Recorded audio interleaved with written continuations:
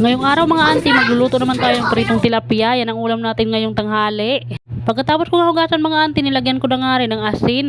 At nakabili nga rin pala ako mga auntie ng okra. Ilalaga ko nga lang yan mga auntie, isasawsaw nga sa tuyo na may kalamansi. Abay, ang sarap niyan mga auntie. Favorite yan ng mga anak kong ganyan lang naluto, nilaga. Hinugasan ko na pala dyan mga auntie yung kalamansi at saka kamatis. At naghugas na nga rin pala ako dyan mga auntie ng kaldero para nga makapagsaing na nga rin. Wala pa nga rin ako sinaing. At habang nagpiprito nga ako mga auntie, may sinaing na rin para mabilis at makakain na tayo. Tanghali na nga. Nang mainit na nga yung mantika mga auntie, nilagay ko na nga rin itong tilapia. Fast forward mga auntie, ito na nga binaliktad ko na mga auntie at ayan golden brown na nga siya mga auntie. At pagkatapos mga auntie, naghiwa na rin ako dyan ng ating kamatis nga mga auntie at saka sibuyas. At siyempre gagawa tayo ng masarap na sausawan.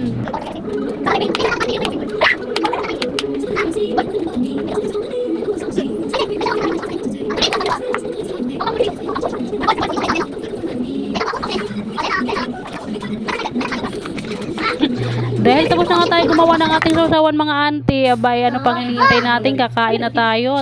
Sabayan nyo na rin kami mga auntie kumain. May nakakain pa eh. Oo. Isa. Dalawa. Isa. Ano din ito? Fish. Isa lang. Hi guys, kain tayo. Hi guys, kain tayo.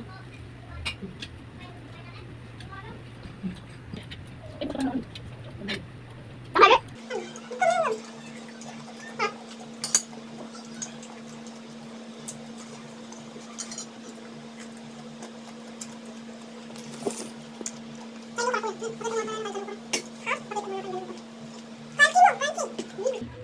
Paborito broccoli. Paborito ko.